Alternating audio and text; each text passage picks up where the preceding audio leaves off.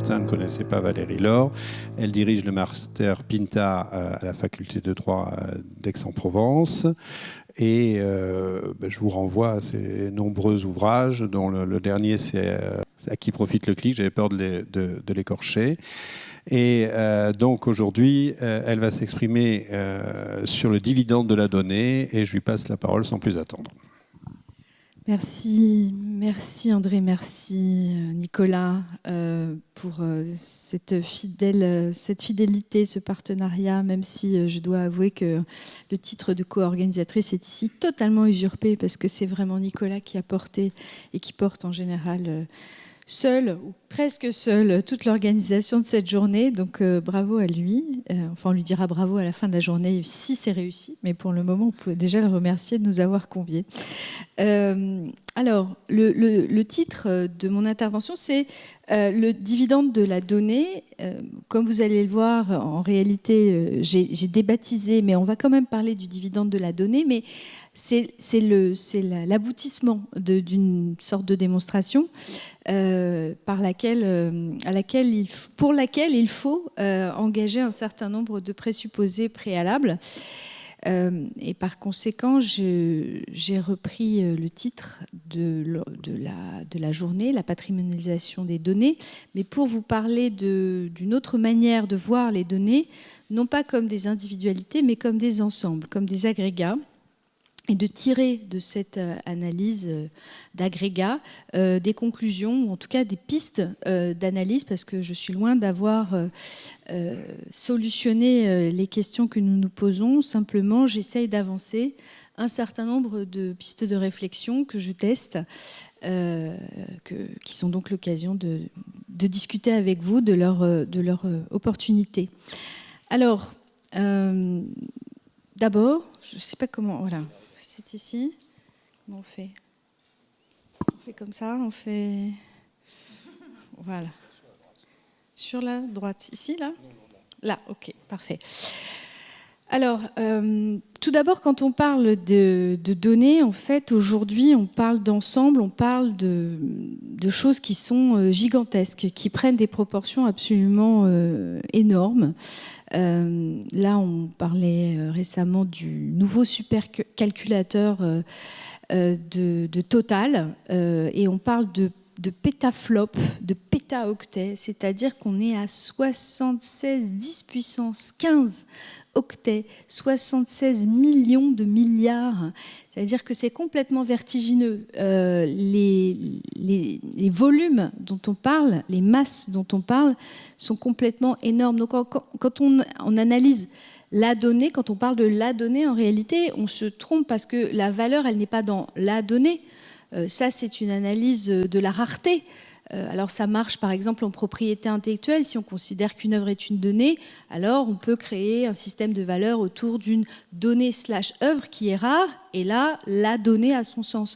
Mais en réalité, ce dont on parle, c'est d'ensemble de données, d'ensemble gigantesque de données, et d'ensembles qui fonctionnent selon des logiques circulatoires, c'est-à-dire que finalement, une donnée, c'est rarement quelque chose de stable.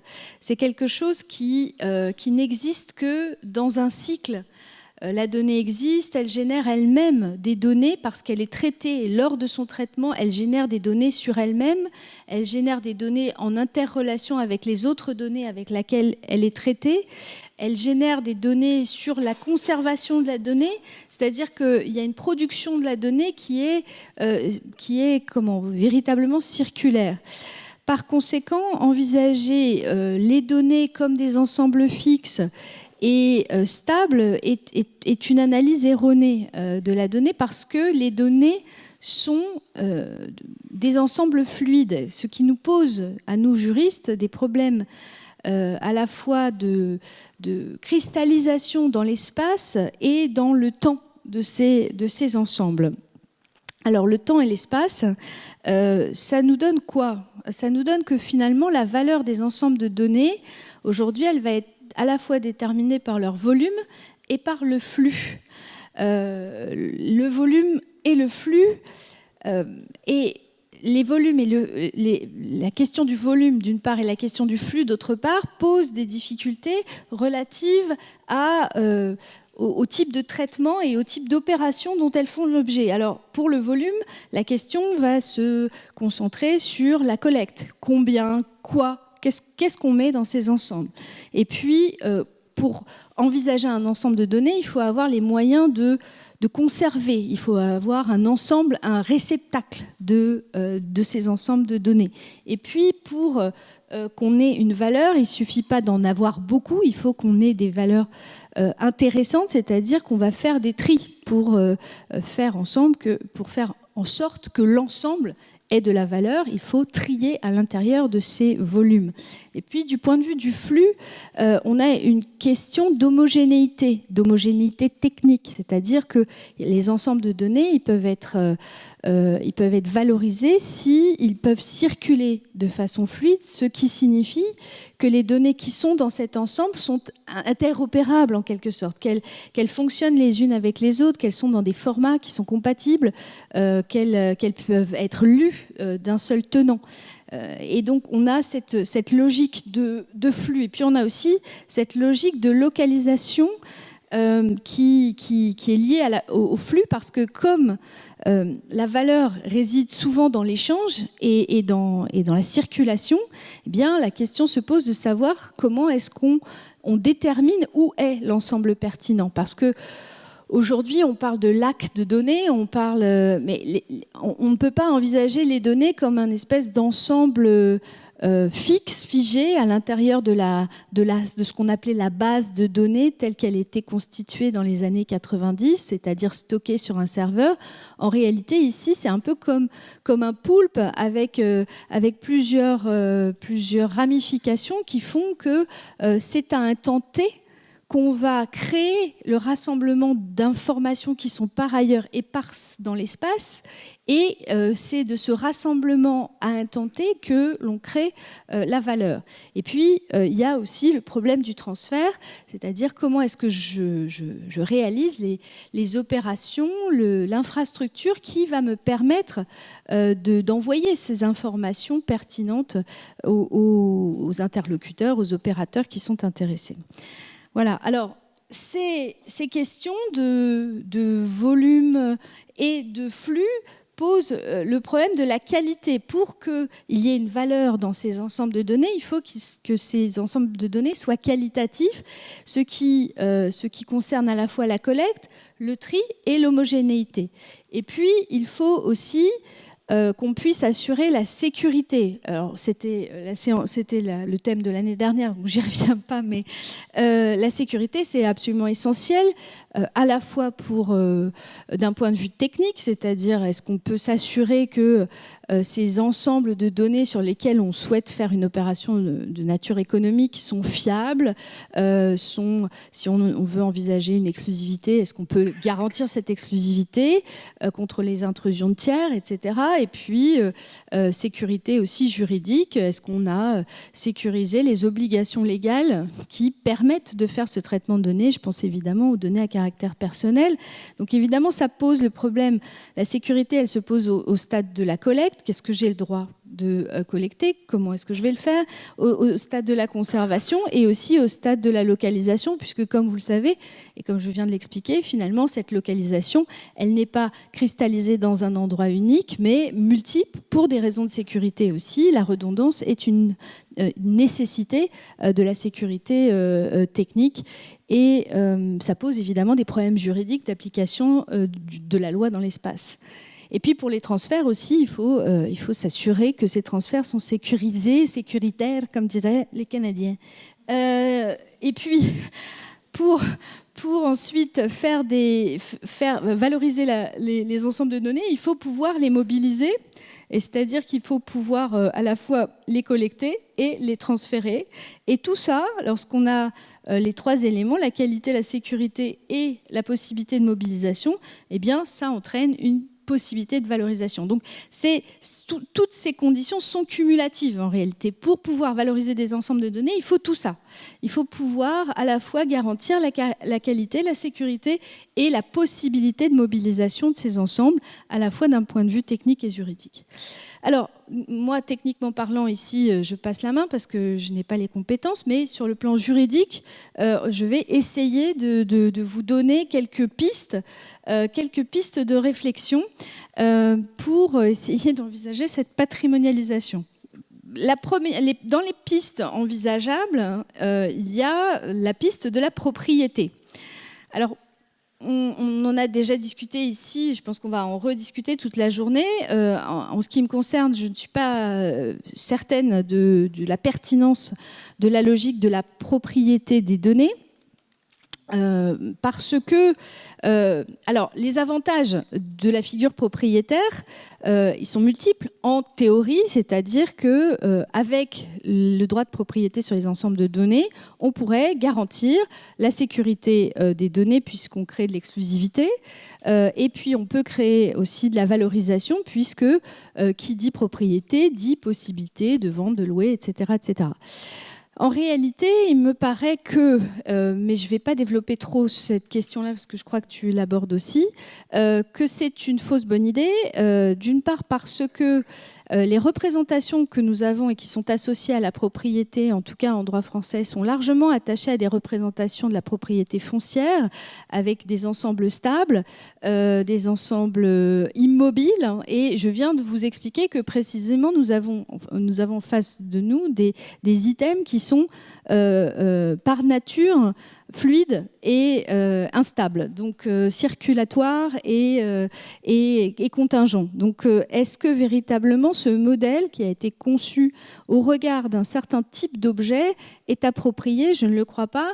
Je le crois d'autant moins que parce que les données, pour la plupart, ont un caractère non rival, nous ne sommes pas obligés de passer par la figure de l'exclusivité pour créer de la patrimonialisation.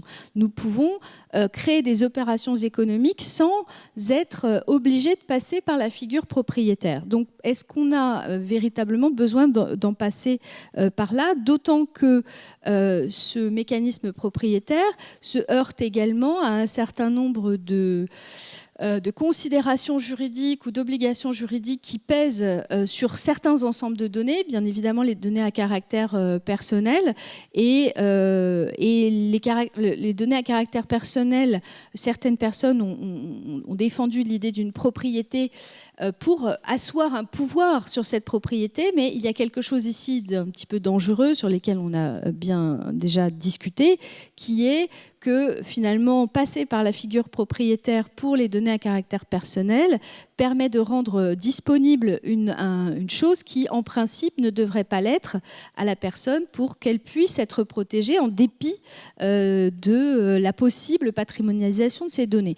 Donc ici il y a un certain nombre d'obstacles à la fois juridique, éthique et surtout si on pense ensemble de données, donc ensemble dans lesquels il y a des données à caractère personnel, non personnel, des données publiques, des données, qu'est-ce que c'est que ça ? Des données publiques, des données qui relèvent de régimes juridiques différents, on arrive assez rapidement à des antagonismes, à des cumuls de législation qui se heurtent et qui se percutent et qui ne permettent pas d'appréhender, y compris avec la figure de la propriété, sereinement ces ensembles. Alors, voilà les difficultés qui sont posées par la propriété des données. Et surtout, il y a des alternatives techniques et juridiques pour permettre à la fois la sécurité des données et pour permettre leur valorisation,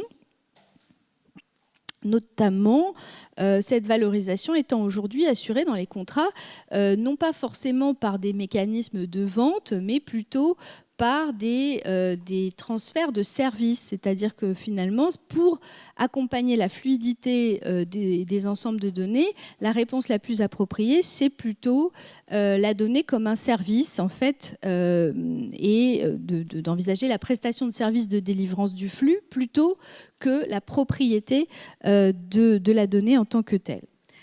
Alors, la limite de l'approche distributive, je viens d'en parler. Difficile d'appréhender de façon unitaire ces ensembles à travers la logique propriétaire qui se percute avec le droit des données à caractère personnel. Et ensuite, une difficulté aussi d'appréhender une valeur fixe à travers la propriété. Alors, vous allez me dire, très bien, mais par conséquent, comment est-ce qu'on fait des opérations économiques sur ces ensembles de données si on ne passe pas par la propriété? Eh bien, on fait ça. On voit qu'est-ce que c'est? C'est un troupeau de moutons, un énorme troupeau de moutons. Donc je vais essayer ici d'envisager d'autres figures juridiques que la propriété rapportée à la donnée ou à des sous-ensembles de données.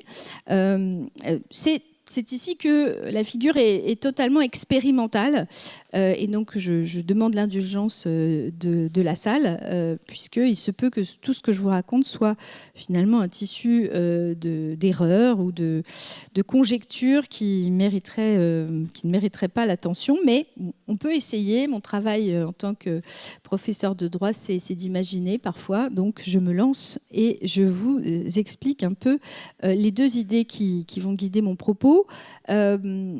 Selon qu'on envisage la patrimonialisation comme comment faire pour transférer un ensemble de données d'une personne A à une personne B sans que la personne B n'ait quoi que ce soit comme apport dans cet ensemble de données, et une autre figure qui serait comment on envisage les transferts de données entre des personnes qui collaborent ou qui contribuent ou qui ont un intérêt commun, entre guillemets, dans la réalisation de cet ensemble.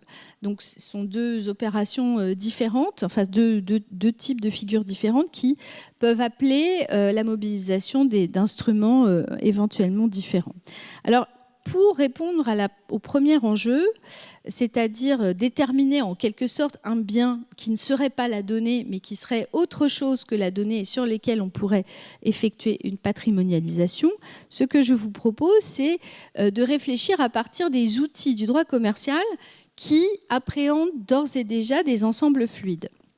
Et en réalité, on a en droit français quelque chose qu'on appelle l'universalité de fait, qui d'ores et déjà existe depuis longtemps et qui s'est traduite notamment par le fonds de commerce, par le fonds rural. Et l'idée serait de pousser cette idée, ce principe d'universalité de fait pour l'adapter à l'ère du numérique et proposer un fonds de données ou un fonds informationnel greffé sur la figure du fonds de commerce ou du fonds rural. C'est pour ça que vous avez des moutons. Je vais vous parler dans une minute du bail à cheptel. Pourquoi? Quel est l'intérêt de passer par cette idée du fonds? Ça nous permet de dépasser les problématiques de logique distributive que je viens d'évoquer. C'est-à-dire qu'en réalité, quand vous avez un fonds de commerce, vous avez un ensemble assez hétéroclite d'objets, une clientèle, un bail commercial, une marque, un stock, du tangible, du pas tangible, des droits incorporels, des contrats, etc.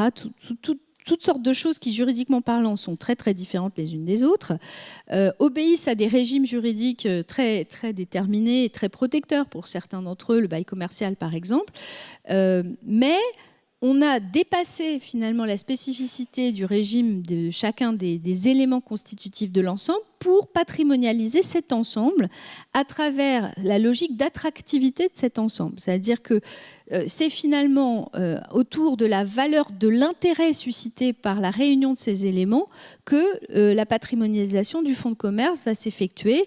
Et alors, ça se traduit plus ou moins par l'idée de clientèle, hein, qui à la fois est un élément constitutif, mais surtout un élément comment dire, l'élément qui dépasse, c'est l'élément qui à la fois rassemble et qui est le facteur d'intérêt économique, de valeur économique du fonds de commerce, c'est la clientèle.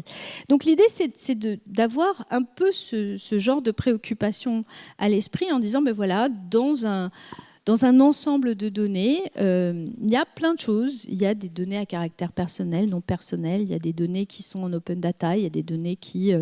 il y a des infrastructures peut-être techniques où il y a des contrats, il y a des ensembles qui permettent de soutenir le transfert, etc. etc.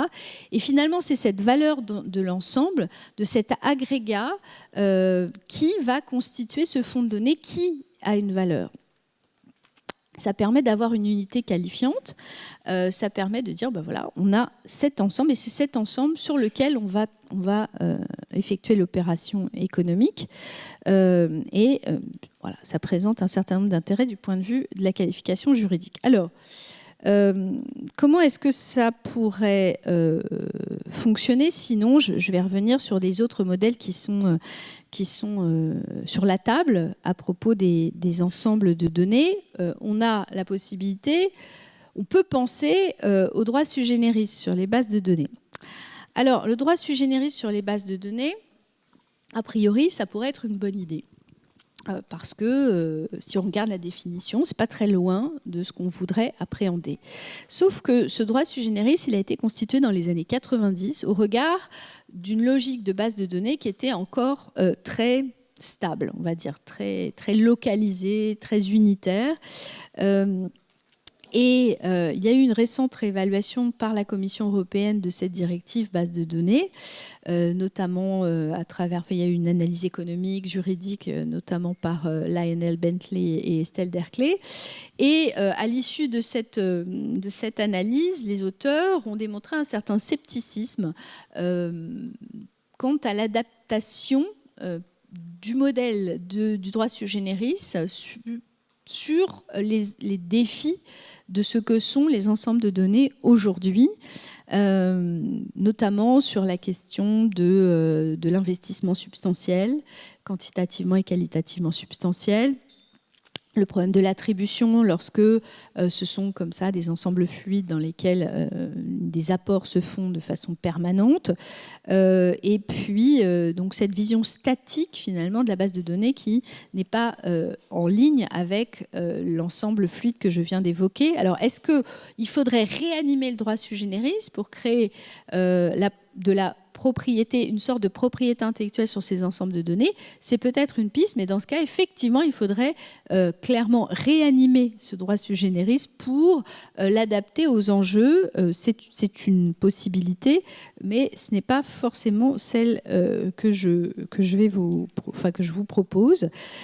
Sinon, dans les modèles exploratoires, il y a l'universalité de fait, donc je viens de vous l'évoquer, qui vise des ensembles comme des troupeaux, des collections, des répertoires de sociétés de gestion collective, des portefeuilles de titres, des fonds de commerce, fonds libéraux, fonds agricoles. La communauté entre époux aussi sont des universalités de fait.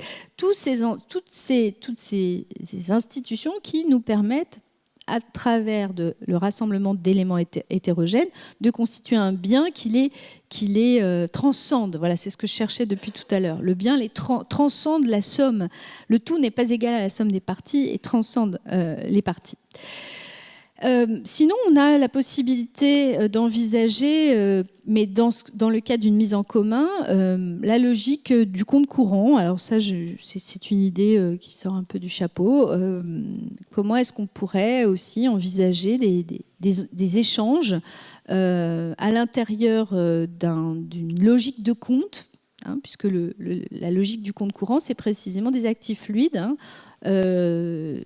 On met des actifs d'un côté, puis de l'autre côté, il y a d'autres actifs, et puis on va compenser. Et cette compensation se fait de façon permanente et crée en fait une valeur qui est la valeur de l'ensemble résultant de cette fusion des apports respectifs. Donc c'est aussi une logique, mais celle-là évidemment c'est une logique dans laquelle il y aurait réciprocité des apports. Alors sur l'universalité de fait, sur le fond de données ou le fond informationnel, comment aller peut-être un tout petit peu plus loin que l'idée. L'intérêt, c'est la création d'un bien incorporel qui correspond à un ensemble. Donc la valeur est une valeur économique qui est fondée sur quelque chose qui est une fiction, qui n'est pas la valeur comptable à un temps T de chacun des éléments constitutifs de l'ensemble, mais plus exactement quelque chose qui correspond à la valeur de marché.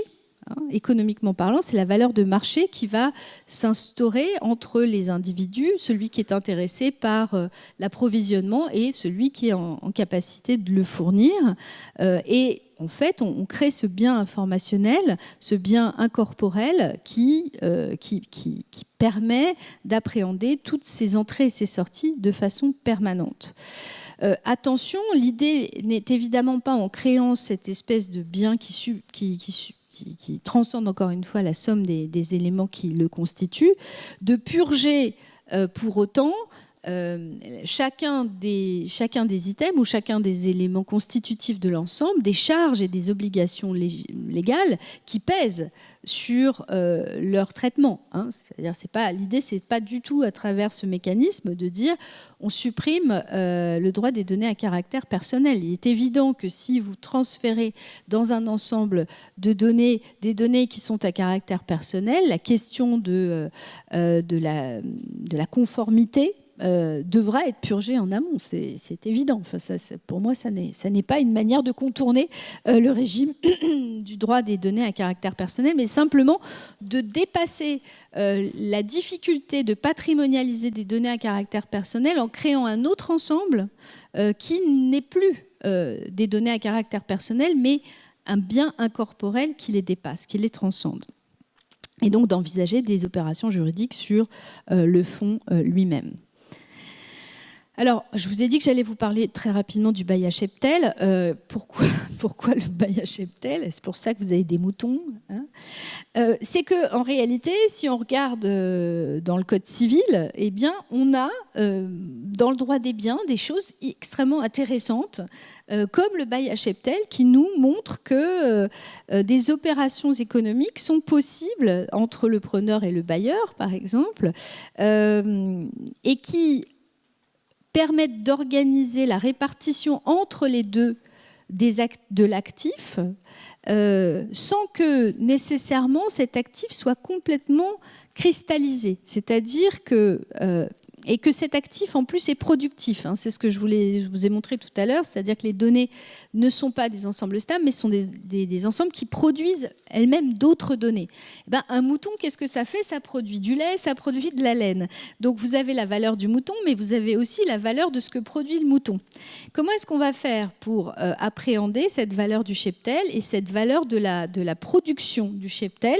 Eh bien, on détermine à travers les articles 1804 et suivants du Code civil comment finalement ces opérations de partage ou d'instauration de droit à peuvent se faire. Alors je ne dis pas qu'il faut utiliser ça, je dis simplement qu'ici on a des pistes de réflexion qui pourraient alimenter notre manière d'envisager la discussion sur finalement comment est-ce qu'on se répartit la valeur, comment est-ce qu'on se répartit de la valeur sur des choses qui sont des ensembles qui sont mouvants, parce qu'en fait un cheptel à un temps T, c'est la vache Simone et la vache Rosalie, mais elle va faire un bébé, elle va faire un petit veau qui va s'appeler Thomas, et puis Rosalie va décéder, puis il va y avoir un autre animal qui va rentrer. Ce que je veux dire, c'est que le cheptel, à un moment, il est envisagé comme une globalité et pas comme la somme d'individualité des animaux qui le constituent. Donc c'est pareil pour les données, on peut envisager ou penser hors de la boîte pour dire finalement, c'est l'ensemble. Et cet ensemble, il a une valeur d'ensemble. Et c'est ça qu'on va appréhender dans nos opérations économiques. Alors, dans les 3 minutes qui me restent, puisque je ne veux pas... je ne veux pas trahir le titre de mon intervention, je vais vous proposer une autre figure. Tout ça est encore très exploratoire. C'est précisément ce fameux dividende de la data. Alors le dividende de la data, ça pourrait être ça, en fait. C'est-à-dire, comment est-ce que je fais pour récupérer la laine du mouton et comment je fais pour partager cette laine du mouton. Comment réaliser le partage de ce que je vais appeler le dividende des données. Et là, c'est de la configuration dans laquelle, finalement, quelqu'un va apporter de la donnée dans un ensemble que l'autre va traiter. Et les questions qui se posent, c'est souvent de dire, voilà, moi j'ai apporté mes données dans un stockage de cloud ou que sais-je encore sur une plateforme. Cette plateforme les exploite. Je ne reçois aucun argent en contrepartie de mes données. C'est injuste et c'est avec la propriété de mes données que j'envisage de récupérer un flux entrant en contrepartie de la valeur que j'ai versée sur la plateforme. Alors, pourquoi pas? Encore une fois, ça pose toute une série de difficultés. L'idée qu'on a testée au sein du Conseil supérieur de la propriété littéraire artistique avec Laurent Sitterman et Célia Zolinski à propos des œuvres de l'esprit, c'était de dire, mais est-ce qu'on ne pourrait pas envisager d'autres manières d'appréhender des mécanismes de contrôle et de répartition de la valeur qui ne soient pas fondés sur la propriété et la promesse d'une rémunération qui est souvent relativement ridicule d'un point de vue quantitatif, parce que ma donnée X à l'intérieur d'un ensemble de pétadonnées, ça ne fait pas grand-chose en réalité, et c'est très compliqué de rentrer dans cette granularité fine et de trouver finalement une valeur économique intéressante. Alors, on pourrait réfléchir sur ce dividende de la donnée, c'est-à-dire je verse quelque chose et il est normal que j'en ai un fruit, en quelque sorte, de niveaux d'obligation, de droits ou de prérogatives, deux types de prérogatives. Premier niveau d'obligation, ce serait finalement s'assurer que quand je verse quelque chose, je peux toujours le récupérer. Et ça, c'est mobiliser le principe de la portabilité. Je ne vais pas développer trop longtemps ici parce qu'on en a déjà parlé, de la portabilité des données, mais si vous regardez bien dans le droit récent, ce principe de portabilité, il apparaît dans de nombreux textes. Il apparaît dans le RGPD à l'article 20, il apparaît évidemment... Parce que la portabilité, ce n'est pas nouveau en réalité dans les contrats informatiques sous la bannière des clauses de réversibilité.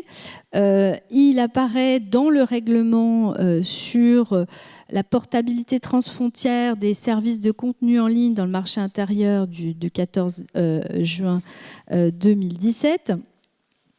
Il apparaissait aussi, mais même s'il a été abrogé, dans la loi pour une république numérique au bénéfice des consommateurs, et l'abrogation pose un certain nombre d'interrogations. Pourquoi c'était dedans et c'était bien, et pourquoi ça a été retiré.